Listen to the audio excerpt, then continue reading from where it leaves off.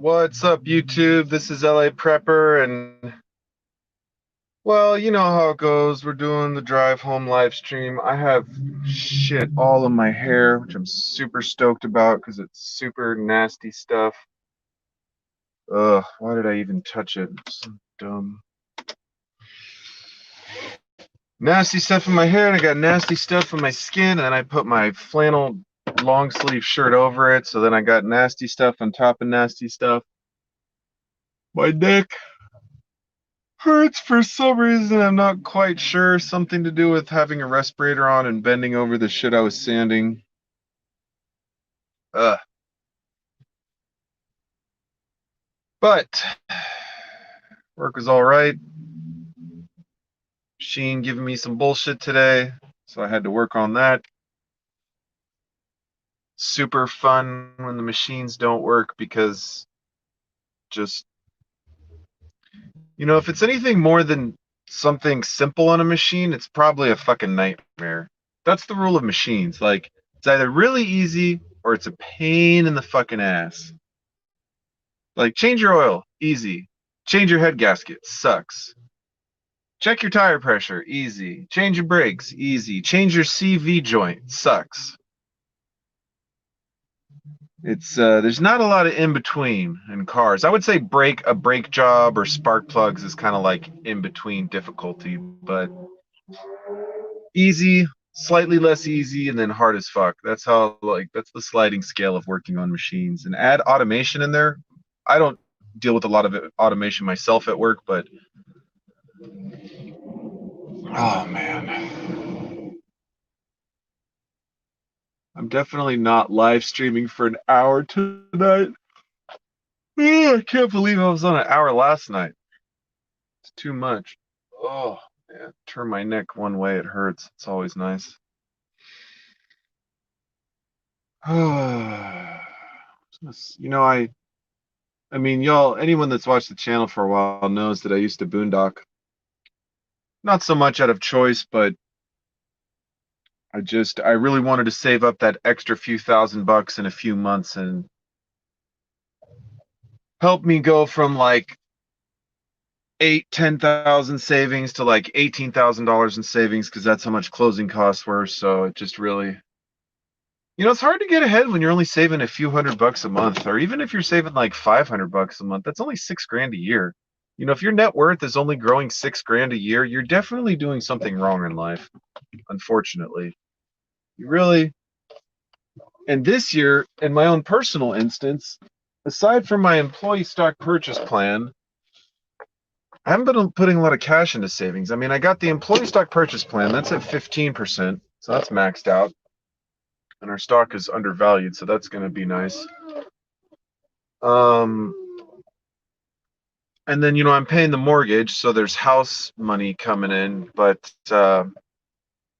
yeah, my like cash savings is not doing real phenomenal right now, and I really need to get a damn tenant in my garage so I can stop paying the full amount of rent. Oregon preparedness. Hello, my friend. I haven't seen a bunch of your videos recently. I know you've been posting some, but I do watch them. I really like your channel. I like your perspective.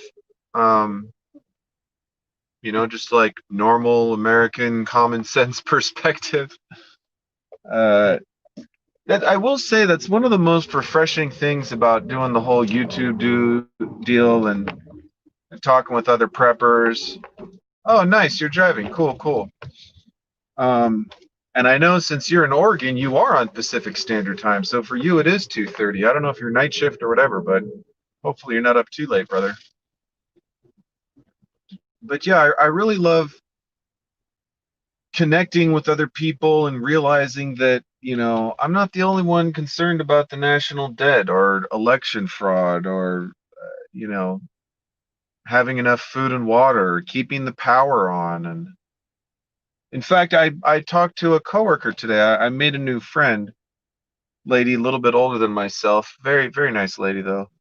And she was talking about, like, she was kind of joking about the apocalypse coming back to Portland. Gotcha, gotcha. Well, So, anyways, this coworker I was talking to was saying, like, talking about having certain set of life skills so that, when the shit goes crazy, you can take care of yourself. And I was like, man, this lady's like a 70-year-old prepper. Just straight up. And I kind of tried to tell her, like, I had a channel kind of talking about that stuff, but I don't know. I don't know if she really.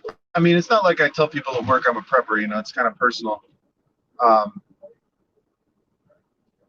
but anyways, it was just funny to so randomly talk with this lady and this coworker of mine, and then have her talk about, getting ready for the end of the world. I was kind of joking about, people freak out, buy paper towels, and she's like, I got what? She said, I got paper towels from here to here, and she kind of took her arms up, and so she got the paper towel thing covered. Got water for herself, for her dogs. Anyways, mostly doing some maintenance at work, nothing too exciting. Preventative maintenance, that is, which it's not an exciting thing in general, but machines tend to like it.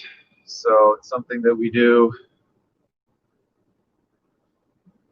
This whole president transition of power thing is kind of crazy, but I'm really not trying to stress about it too much. There's not much I can do about it, even if I tried. So there's that.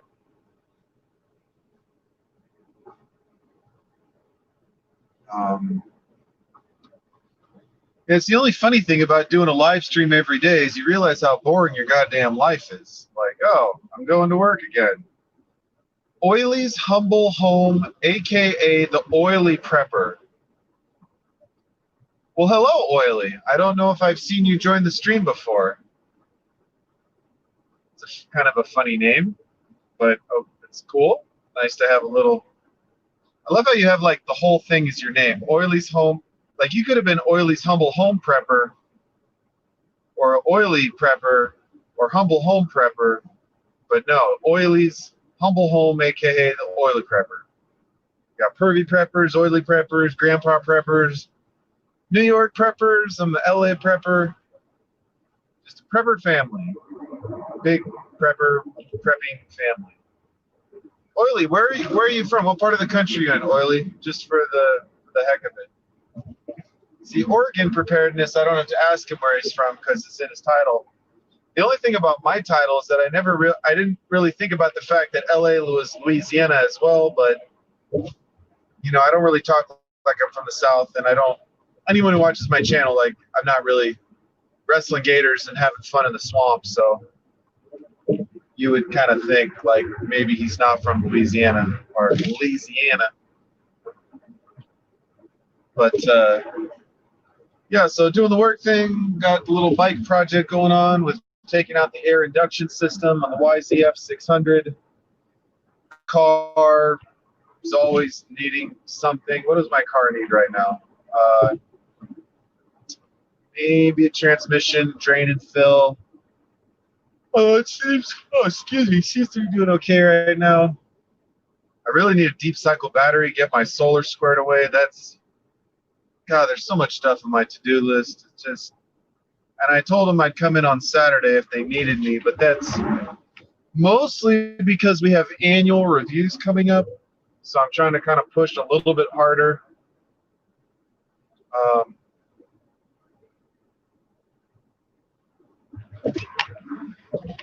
Gotcha on that name change stuff. So yeah, trying to be a little super employee for a little bit. I mean, I bust my ass every day. I really, some days 95%, some days it's 105%, but it's rarely less than 95% for pretty much all day because it's kind of who I am, and I just get so fucking bored so easily. Even when I'm doing difficult shit, I get bored. I just, but work's not about the perfect thing. It's not like it always has to be exciting and fun and wonderful. That being said, my job, from Oklahoma, cool. My job's pretty chill. I work with a lot of cool people in a really interesting industry, making a difference in the world, or at least more so for America, but up and coming for the world. So it's, it's a good feeling. I like to get out of bed. I feel good about going to work. I know what I'm doing has meaning, so that's nice. But yeah, work's work. So it's just kind of life. That's why it's important to have a good life, because work always kind of sucks a little bit, right?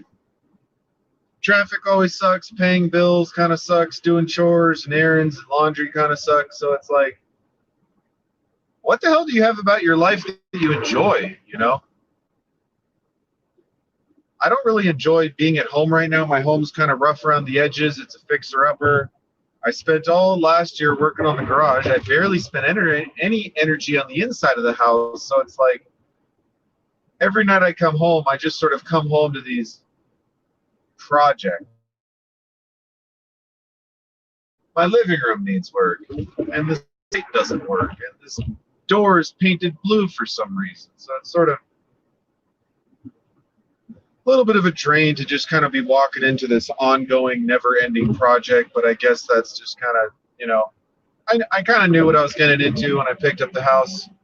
Maybe, oh my God, could you please drive faster or slower than, oh, wow.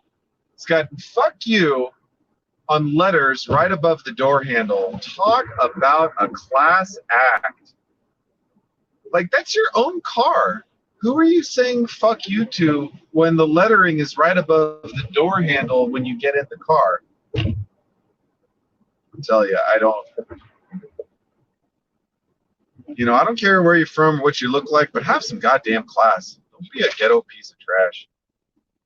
You don't have to be from the ghetto to be a ghetto piece of trash. You can be from a nice area and still be a ghetto piece of trash. You can be from the ghetto and have some class. So, but just try to have some class. But Oily, I'm about a few minutes from being home. So Oily and Oregon, tell me, what are you working on? What are you interested in? How are your preps going? What do you think about the world? What do you think about my channel? Let me get a little bit of, I appreciate the comments, but let me get a little more insight as to what's going on in your life, what you're struggling with, what you need help with.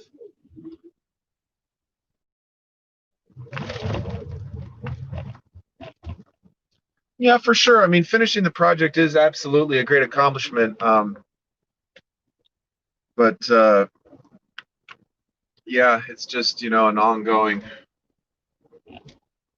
ongoing struggle. Everything is a project: bike project, tile project, sheetrock project, wiring project, cat mitigation project, I should say. So I know that when I finally get my garage into an accepted ADU, and I don't even know how long that's going to take or when I'm going to try that, because that's kind of a nightmare in and of itself.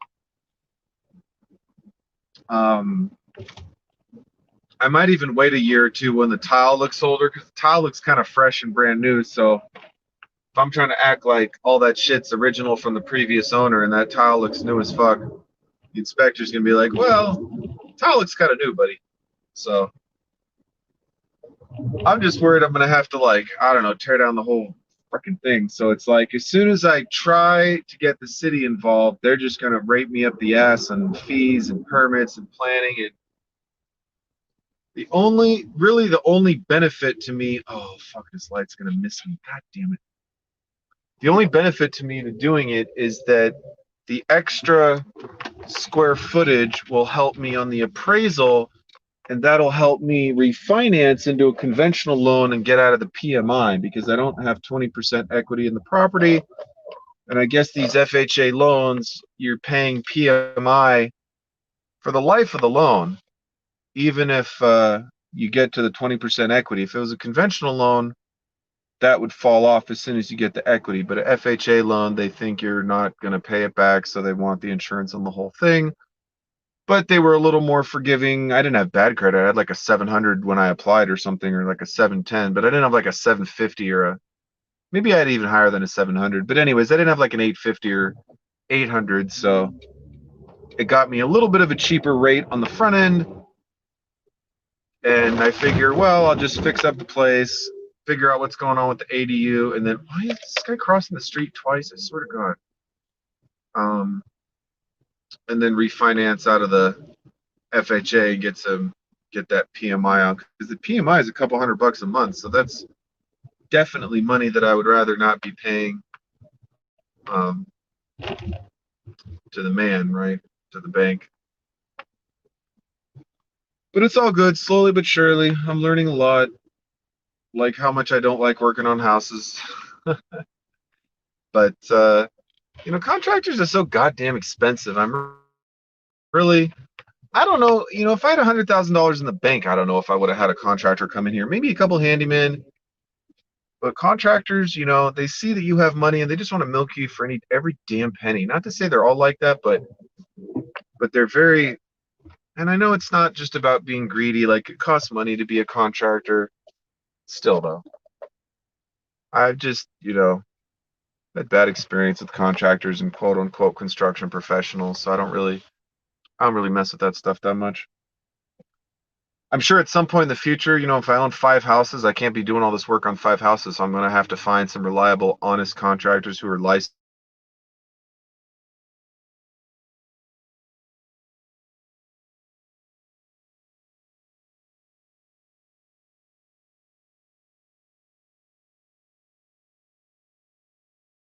At any rate, I'm about to head home. I think I just switched over to the Wi-Fi, but thanks for stopping by for my short little live stream.